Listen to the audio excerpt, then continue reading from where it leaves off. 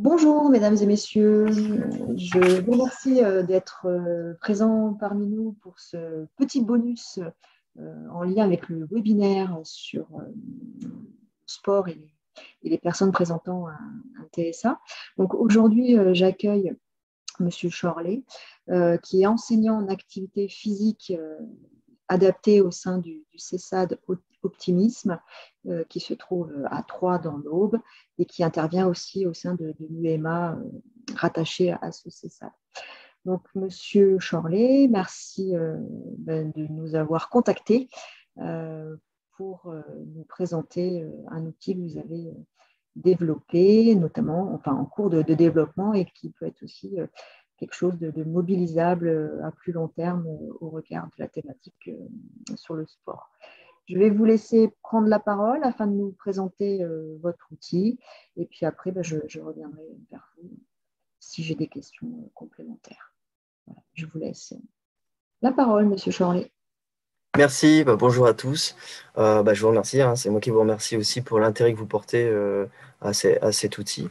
Donc c'est un outil, je vais le partager tout de suite.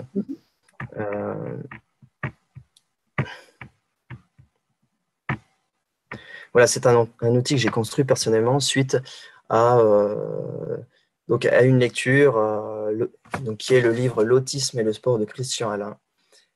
Et cet outil, en fait, va permettre d'aider, en tout cas, il n'a pas la prétention de remplacer quiconque professionnel, mais il va permettre d'aider, de guider, d'orienter peut-être, et répondre à la question qu'on retrouve souvent dans l'autisme et le sport, c'est quel sport choisir pour mon enfant. Donc cet outil, voilà, je l'ai créé, on voit ici plusieurs colonnes. La première colonne correspond aux différentes activités physiques et sportives. C'est une liste non exhaustive et artistique. Voilà. J'en ai recensé quelques-unes. Il y avait des activités, il y a déjà 13 activités qui sont aussi dans le livre L'autisme et le sport de Christian Alain. Et donc, tout cet outil va permettre de filtrer les activités en fonction du profil de la personne, mais aussi en fonction des objectifs. Alors, je ne sais pas si je peux... Je vais arrêter.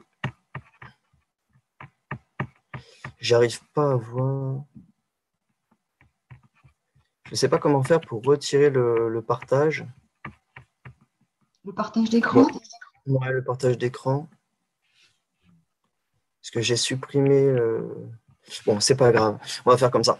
Donc, voilà. Donc, dans cette première colonne, on a les différentes absas. Et dans la deuxième, nous retrouvons les différentes catégories où il y a des activités qui vont être peu compatibles, en tout cas compatibles si adaptées, et des activités qui vont être compatibles et des activités qui vont être très compatibles. Cette colonne-là ne va pas permettre de filtrer les activités en fonction des particularités, des compétences de la personne. Mais c'est un premier regard. Ça permet de savoir quels sports sont plus ou moins compatibles, ou en tout cas, quel sport, il faudra plus d'adaptation, parce qu'il n'y a aucun sport qui ne sera pas compatible, surtout si, par exemple, les sports collectifs, ce sont des sports qui sont compatibles si on va les adapter. Il y a tellement de paramètres à prendre en compte, on va les voir juste après, il y a tout ça. Donc, ça peut être compliqué. Mais si la personne est motivée pour faire ce sport, c'est la base, on va partir de ses motivations. Ça, c'est très important. Cet outil-là ne remplace pas, ne va pas aller ne va pas chanter les motivations des personnes. On va partir des motivations. Si on peut les connaître, eh bien, on part des motivations. Très important. Vers partager l'écran, on ne le voit plus. Ah, mince. Je ne sais pas ce qui se passe. Repartager. Alors. Fichier. Donc, je retourne là. Alors, peut-être que si je repasse par ici, je fais ça. Voilà, c'est bon comme ça? Oui, c'est bon.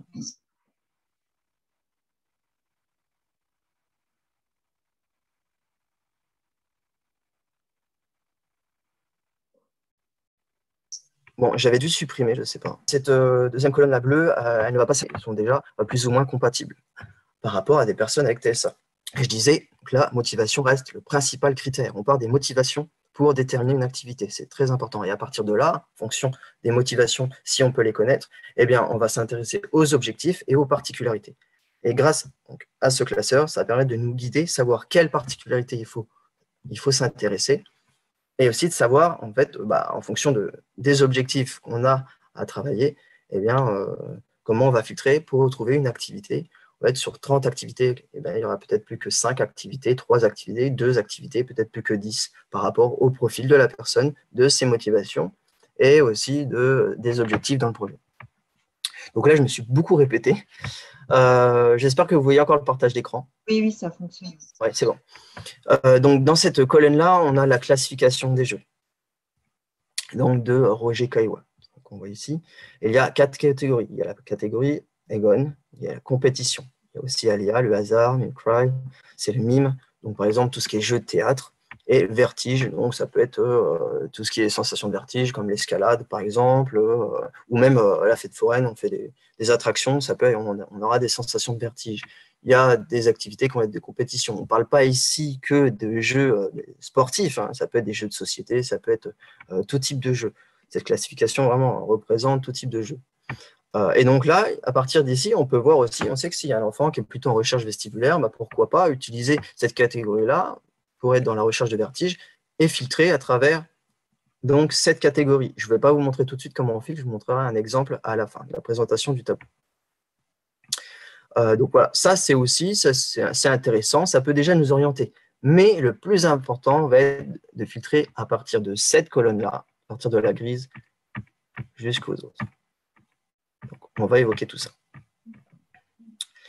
Voilà, donc cette colonne grise, on retrouve les différents types d'activités. Il y a des activités sportives où on a des partenaires, mais on n'a pas d'adversaire. Ici, c'est rier.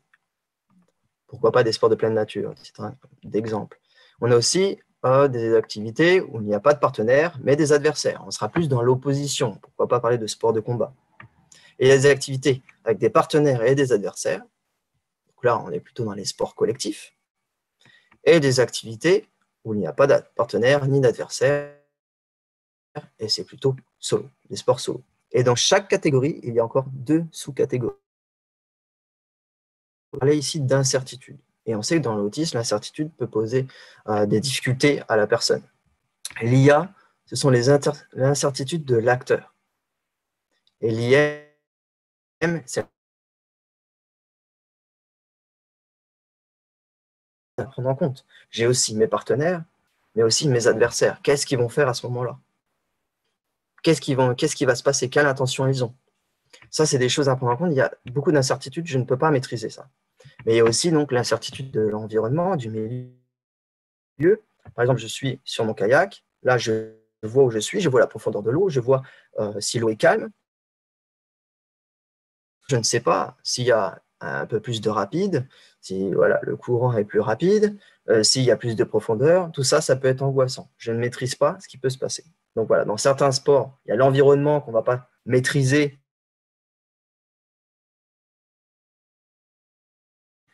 de bout en bout dans notre pratique, et dans d'autres, il peut y avoir que l'IA, que l'IM, voilà, et inversement. Donc ça va être très, très important et très intéressant, en fonction des compétences aussi de la personne, et aussi face aux incertitudes, s'il y a des capacités de flexibilité ou pas, on en reparlera tout à l'heure avec les fonctions exécutives. Ici, on a une deuxième colonne, qui est importante aussi, où on va distinguer 2 types d'habiletés motrices. Il y a les habiletés motrices fermées, puis ouvertes. J'explique un petit peu ici, les fermées, c'est-à-dire que c'est quand la motricité est l'action de jeu. C'est quand mon corps fait le jeu. Je vais à la piscine, je veux faire de la natation. Si je ne nage pas, si moi je ne nage pas, il ne se passe rien.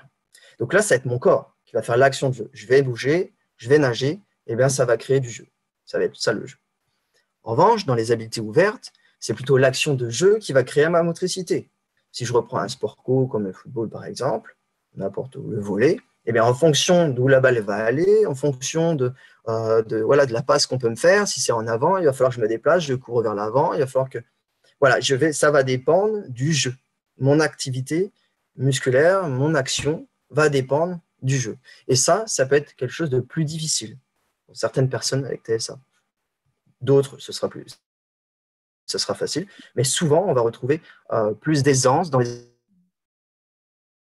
capacités à eux à faire le jeu, et pas en fonction de l'environnement. N'hésitez pas à m'interpeller si vous avez des questions. Après arrive le temps de réaction. On sait que dans l'autisme, parfois le temps de latence peut être très très long. Parfois, ça peut être durer 30 secondes, 1 minute, 2 minutes, le temps d'avoir une réponse à notre question. Et bien, dans le sport, c'est important de considérer, de prendre en compte ce critère-là. Parce que dans certains sports, le temps de réaction n'aura pas d'importance, ce sera plutôt libre. Et dans d'autres, ça peut être semi-contraint, contraint, voire sous pression. Et donc là, ça peut être très, très compliqué. Donc, si je reviens à ce que je disais au début, ça peut être compliqué, mais si la personne aime une activité, si elle est motivée par une activité où il y a du temps de réaction avec de la pression, et malgré tout, elle a des difficultés là-dessus, et ben ce sera possible de faire cette activité. Et il faudra même, on encourage même à la faire, puisque si la personne est motivée, il faut vraiment partir de là. Mais il faudra adapter l'activité. Et c'est pour ça que ce serait peut-être une activité qui sera peu compatible, mais compatible si on va l'adapter. Peu compatible en fonction de ses particularités. On arrive aussi à la distance. Donc on sait que par distance entre les personnes. Et donc là, dans certains sports, parfois on aura besoin d'être proche, parfois même de contact, sport de combat, il peut y avoir du contact, donc on sera plutôt dans l'intime, et parfois, pas forcément, on aura une grande distance, et donc on sera plutôt dans le lointain. Donc en fonction des compétences, on pourra filtrer les activités. Aussi au niveau des interactions, si c'est côte à côte, face à face, chacun son tour, si c'est libre, si c'est sous pression, ça c'est à prendre en compte. On sait que ça peut être vraiment pas évident pour certaines personnes, que ce soit au niveau des interactions ou même encore face à face. Parfois, les apprentissages se feront mieux du côte à côte que face à face. Donc, tout ça, c'est des choses à prendre en compte dans l'activité sportive, parce que c'est des situations qu'on peut retrouver. Les modalités de contact aussi. Donc, dans certains sports, ça va être très, très rude, comme le rugby. Pour d'autres, ce sera interdit, absent, limité. D'autres, nécessaires.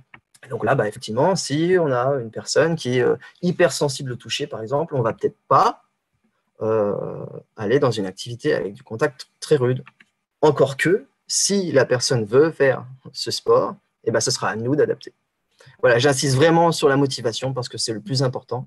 Et cet outil n'est pas là pour remplacer la motivation des personnes. Elle est vraiment là pour aider, ça a un plus, ça va guider, à savoir parce qu'on sait que dans beaucoup de familles peuvent se poser la question, à savoir quel sport choisir pour mon enfant, mais aussi dans les établissements médico-sociaux, parfois il n'y a pas forcément d'enseignants à part, d'éducateurs sportifs, et d'autres professionnels peuvent se poser la question, mais vers quel sport orienter l'enfant que j'accompagne. Ici, on retrouve la motricité fine et la régulation tonique. Donc ça, c'est plus des aspects psychomoteurs, mais j'ai voulu l'ajouter parce que ce sont des objectifs qu'on retrouve souvent dans les projets. Et en fait, ça va permettre, nous, quand on va filtrer, si à la fin, il ne reste plus que 4 activités, par exemple, et qu'il y en a une, donc 4 activités qui correspondent au profil et aux objectifs de la personne, et s'il y en a une qui propose aussi de travailler la motricité fine, pourquoi pas choisir cette activité si la personne, dans son projet, travaille la motricité fine. Ça peut permettre de généraliser, en tout cas d'essayer de généraliser les compétences. Pareil pour la régulation tonique, c'est le même principe. On arrive ici au niveau des fonctions exécutives. Je ne sais pas si je l'ai dit au début, mais la cotation, pour bien comprendre le tableau, 0 c'est non, 1 c'est oui, et slash c'est quand c'est pas concerné, c'est non concerné.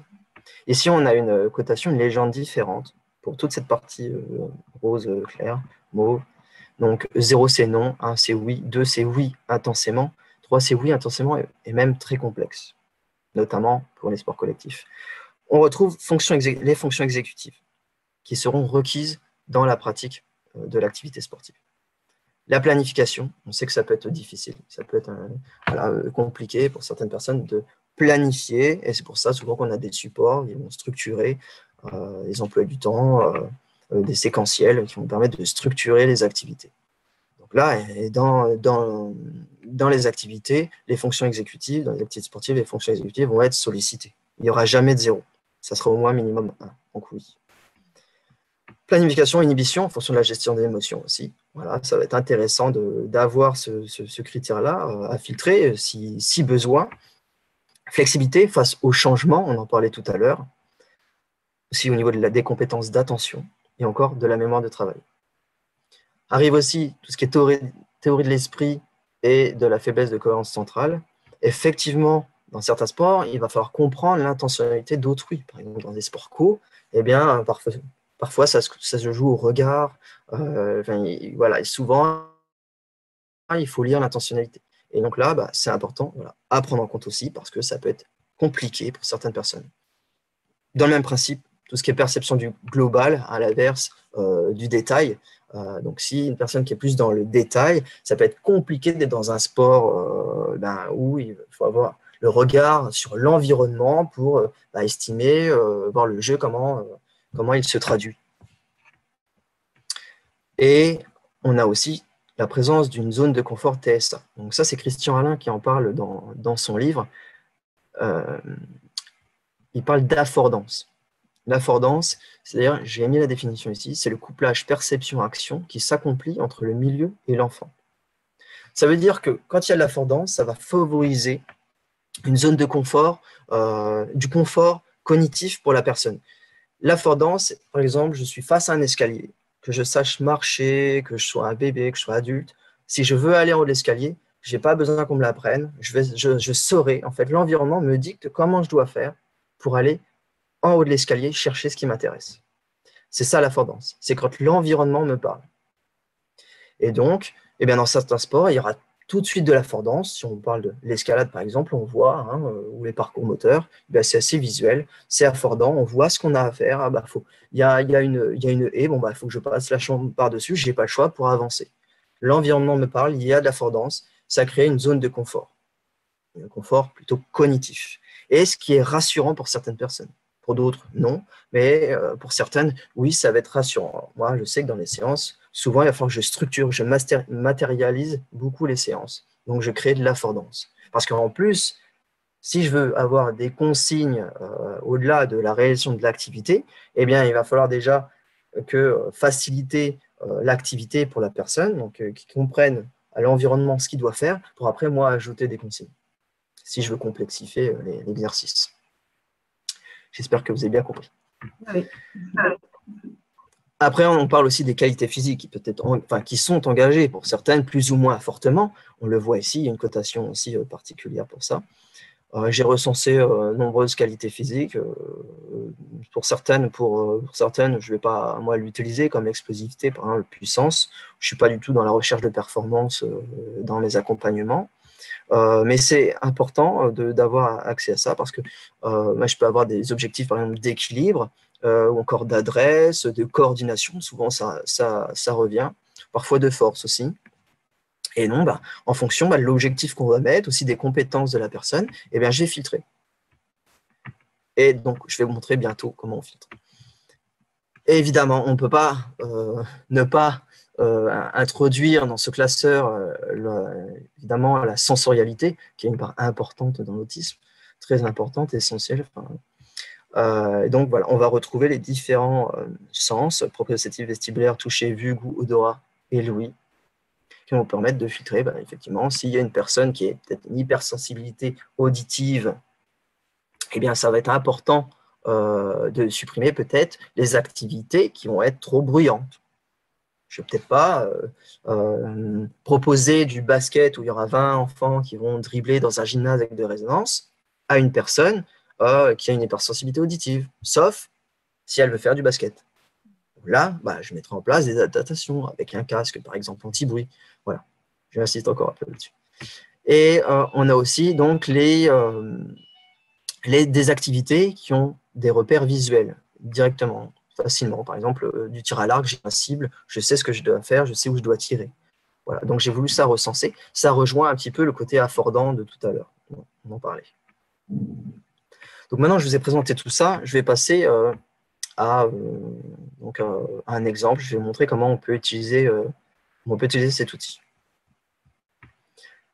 Est-ce que là, vous voyez le fichier Word que je viens d'apparaître, que je viens de montrer ou pas? On est toujours sur On est toujours sur le tableau, ça ne m'étonne pas. Alors, je ne sais pas comment je vais faire pour... Si je fais ça, non. Alors, je vais aller là, je vais arrêter le partage. Je vais faire comme ça. Voilà. Donc, pour montrer l'exemple, je vais prendre mon fichier Word. Il est où? Ah, il faut que je le montre comme ça, voilà. Tac.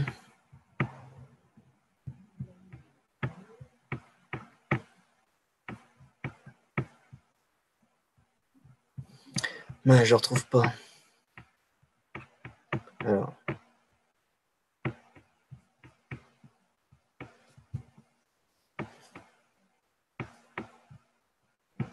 Bon, je vais faire ça. Autoriser.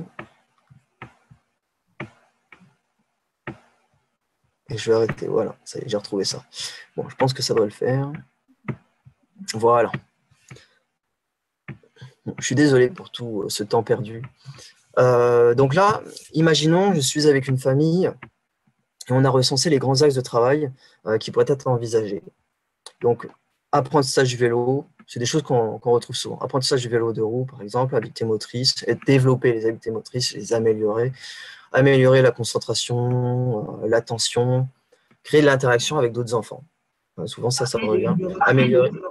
le recueil des attentes des parents. Oui, c'est le recueil. Voilà, c'est le recueil. Je peux avoir un entretien avec les familles. Voilà, je fais un recueil et voilà ce qui en ressort. Et quand on filtre, eh bien, on va supprimer des informations. Donc, ce qui va être important, c'est de ne pas supprimer les informations les plus importantes. Pour ça, on va s'intéresser aux particularités essentielles à prendre en compte. La famille me dit que leur enfant a une hypersensibilité auditive. Elle me dit aussi que pour conserver son attention, eh bien, les renforçateurs visuels sont plutôt favorables.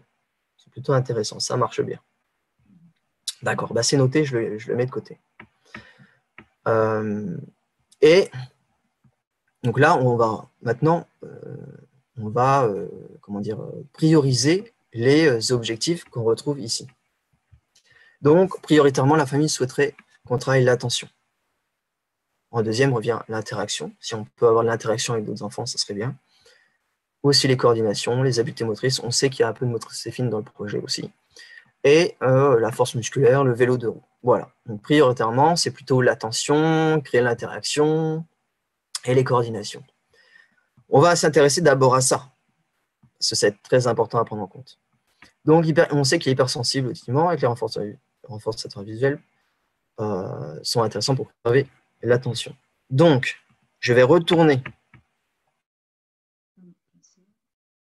Donc là, je vais faire un cheminement pour retourner sur le classeur. Donc, je vais retourner là. On sait qu'il y a une hypersensibilité auditive. Donc ici, je vais cliquer et je vais enlever toutes les activités qui sont bruyantes. Je voudrais des activités à 0. Voilà. Déjà, ça m'a supprimé. J'ai moins d'activités sur le côté. Vous voyez ?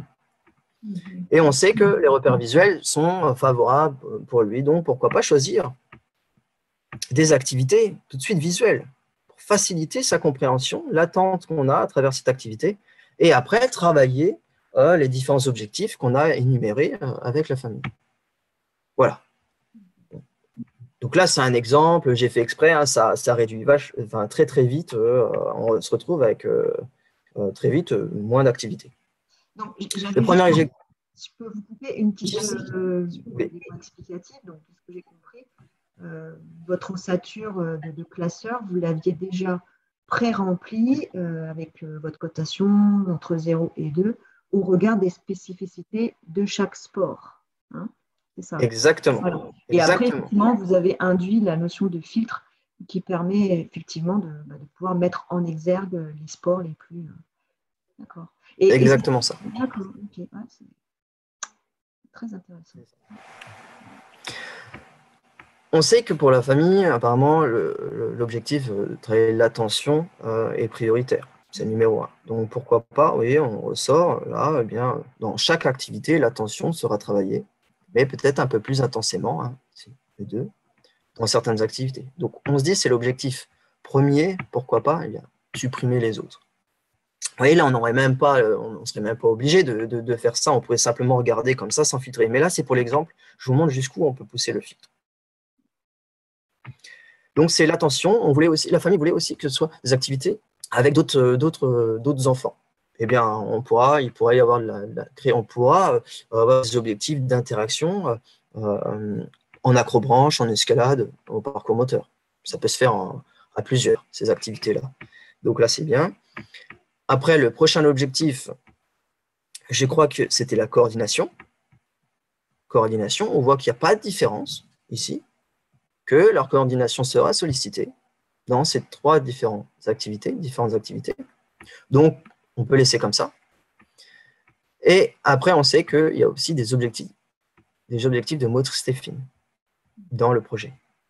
Et bien, vous voyez, là, pourquoi pas choisir l'acrobranche et l'escalade, parce qu'avec le mousqueton, on pourra aussi avoir ce côté motricité fine. Après, ça dépendait aussi de l'objectif, hein, qu'on retrouve, ça peut être...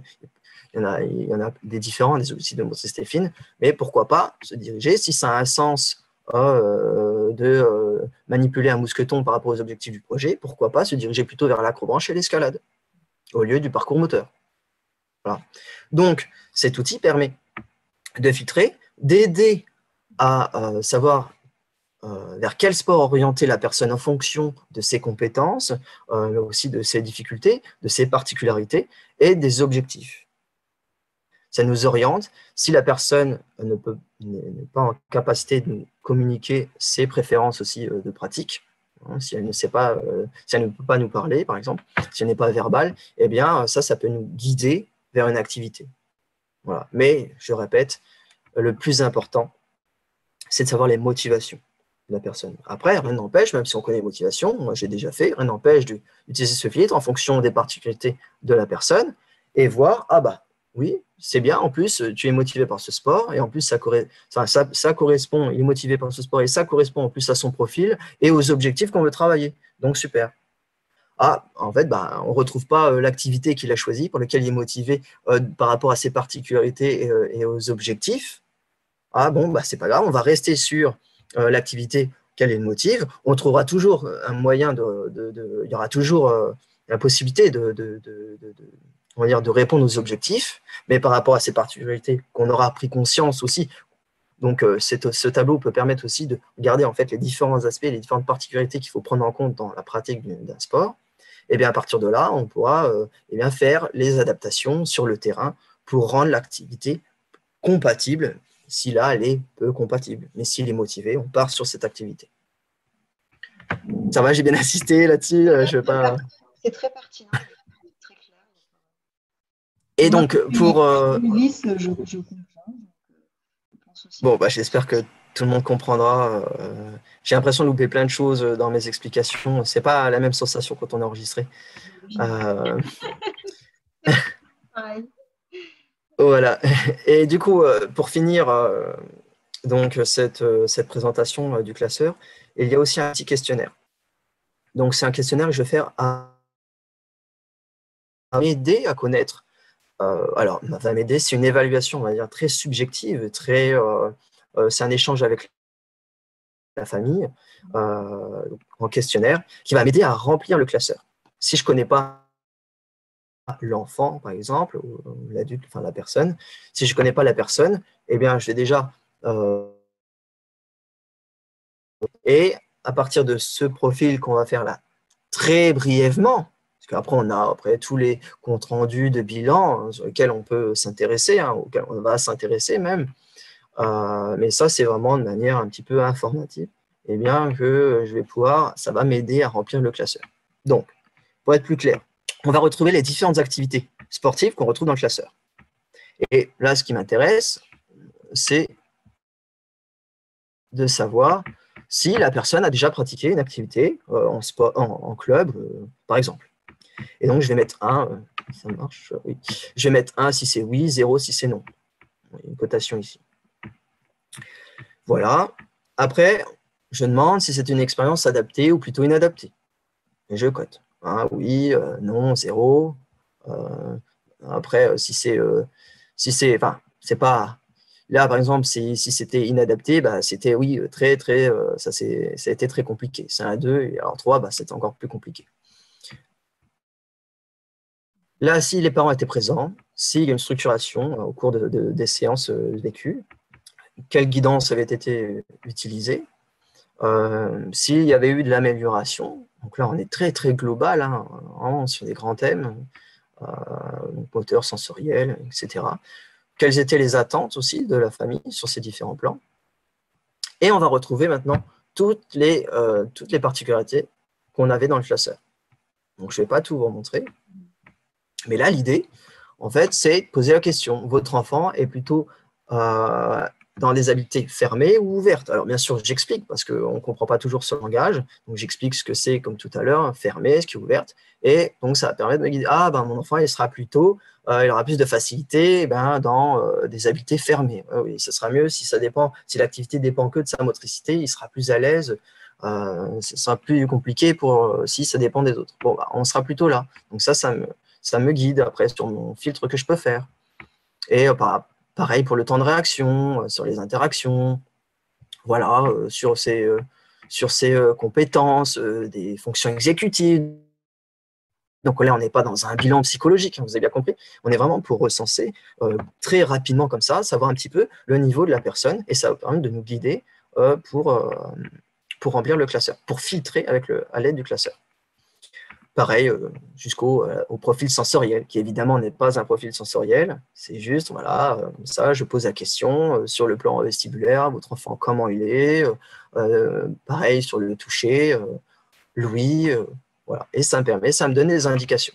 Ah bah oui, mon enfant, il est très sensible, dès qu'il y a un bruit strident, fort, très sensible, bon, bah, ça me donne des indications qui seront importantes à prendre en compte.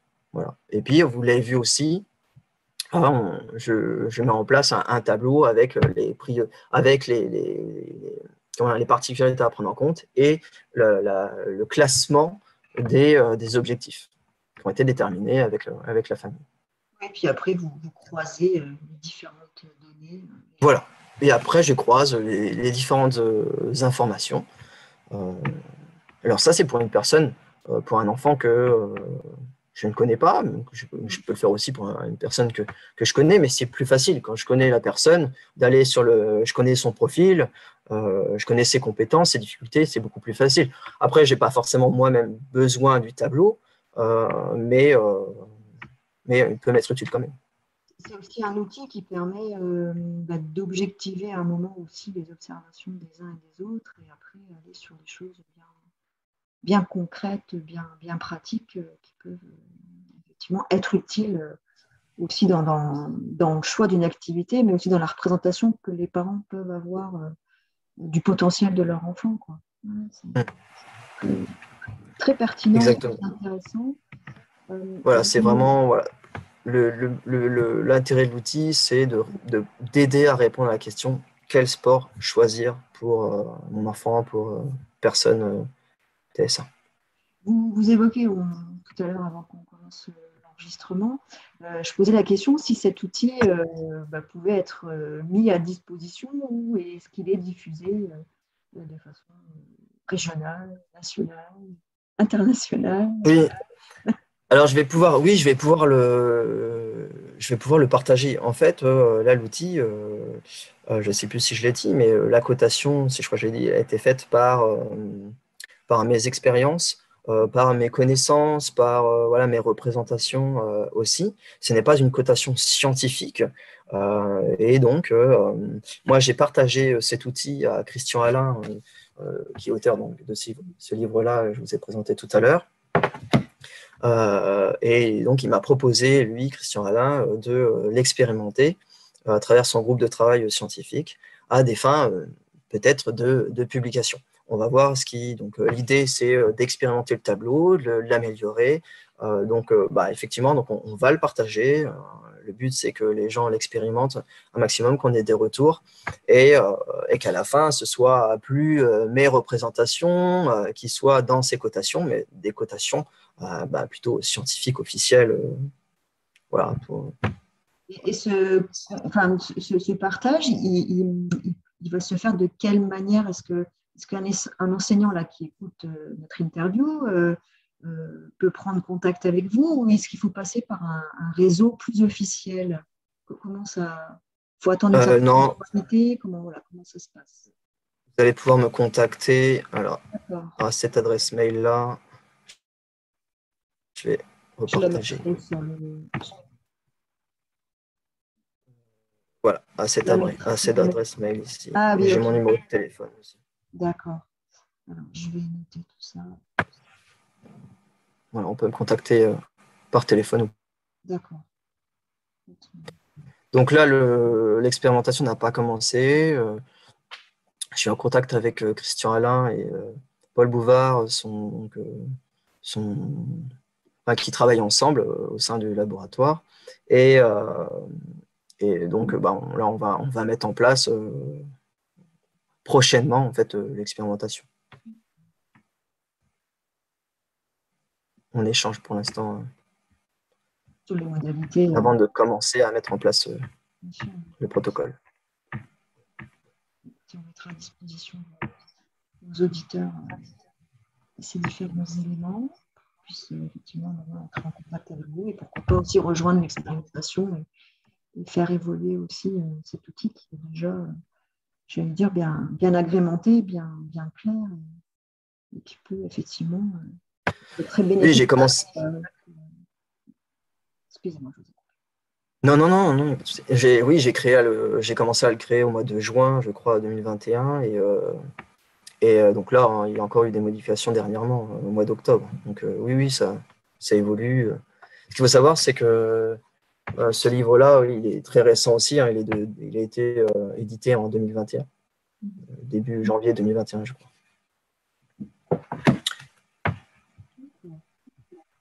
Je vous remercie en tout cas de votre écoute, votre attention. C'est tout à fait pertinent de pouvoir partager, d'autant plus que vous êtes un professionnel du territoire champardonnais, donc on a toujours à cœur aussi de mettre en valeur le travail des uns et des autres. Est-ce que vous avez d'autres choses à apporter avant qu'on puisse conclure ce petit temps d'échange? Non, je ne crois pas. Je ne crois pas. Je pense que j'ai tout dit. Oui. En tout cas, c'était très pertinent, très cohérent et très clair dans vos explications. Merci Pas beaucoup. d'autres questions? Moi, non, parce que pour moi, c'est clair. J'ai compris effectivement l'utilisation de la grille, notamment pour effectivement entrevoir, éclaircir, donner des orientations au regard effectivement des spécificités du jeune que vous accompagnez, faire le lien aussi, et ça, je trouve ça très, très pertinent, toute la place du parent au regard de votre questionnaire, notamment pour recueillir effectivement les différents éléments qui caractérisent leur enfant, pour pouvoir effectivement après les rattacher à des choses très concrètes, notamment. On part effectivement des motivations, des attentes, j'ai envie d'eux, mais à un moment, il faut aussi les contrebalancer avec les compétences, les capacités de l'enfant. Voilà, pour moi, c'est à double niveau, cet outil-là. Prendre en compte les attentes, les motivations des uns et des autres, mais effectivement aussi les croiser avec potentiellement la réalité de l'enfant, de l'ado à cet instant-là, mais comme vous disiez, qui permet aussi d'entrevoir d'autres perspectives si effectivement il est motivé pour un sport qui n'entrerait pas dans le sport qui ressortirait de la grille, quoi. Voir comment si on a ça m'apporte un éclairage que je n'avais pas forcément connaissance. Et je pense que c'est un outil qui a un fort potentiel et qui, j'espère, pourra être mobilisé par d'autres collègues à vous. Donc, si on verra bien. Faire une pub, entre guillemets, voilà, sur le territoire, c'est du sens. Après, c'est vrai que c'est ça qui est important. Oui, on va voir.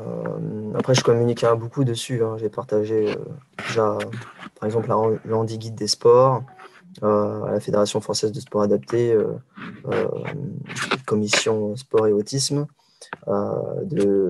appelez-moi son prénom, Élodie. je sais plus son. Élodie. Voilà, Élodie Coudert, merci.